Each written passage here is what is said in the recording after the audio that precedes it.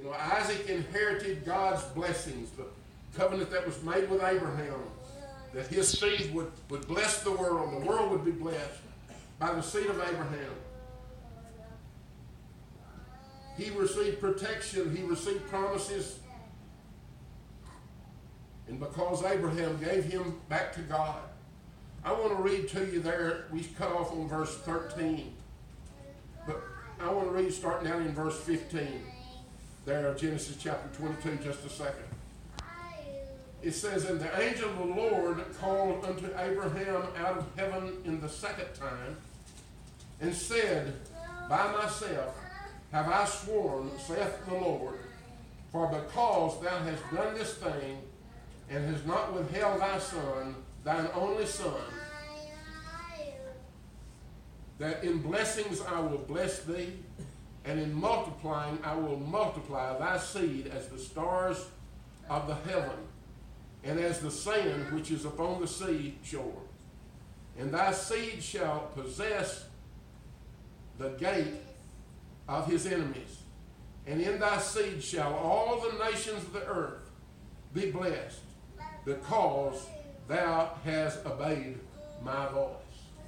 So simply, we see there, your children are blessed by your obedience, and your children are cursed by your disobedience to God.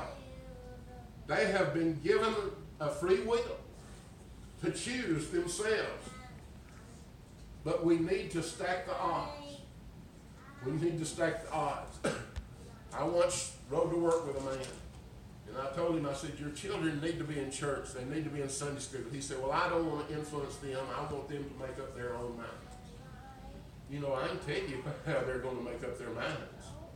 If we don't stack the odds today, you know, they're going to make up their minds to serve the world, to serve Satan and the world today. So we need certainly to stack the odds in God's favor.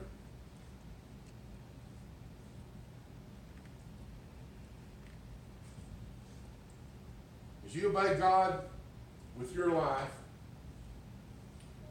as you give your children back to God, you're simply positioning that child today to receive the very best that God has for them, to receive God's plan for their lives.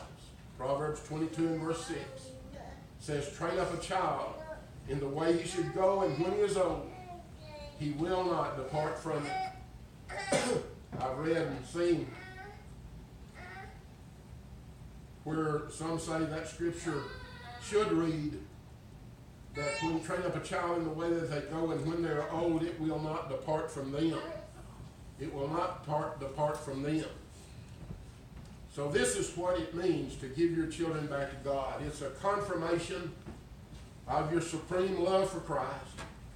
It's a clarification of your it's a clarification of your ownership. Who owns that child? It's a commitment to raise that child under the lordship of Jesus Christ.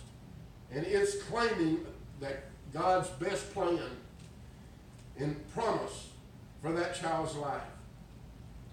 This is exactly what transpired when Abraham took Isaac up on Mount Moriah.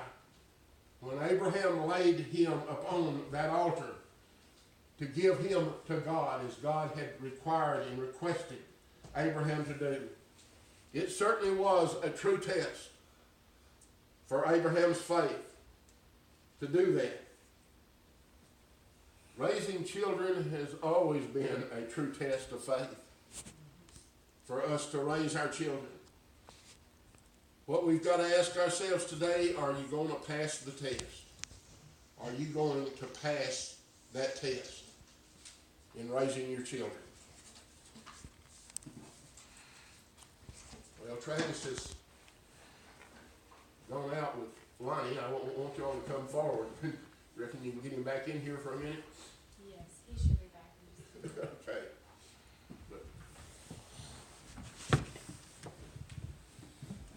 I'm going to leave today the invitation open as we do this today, but anything that anybody wants, we'll be here. If you have any anything in your life that you would like to talk about or to do this morning, we want to give you that opportunity. We're not going to have an invitation of song as such this morning, but I do want to get them here to give some presentation unto them this morning. And then after that, I'm going to give an invitation to all of you that want to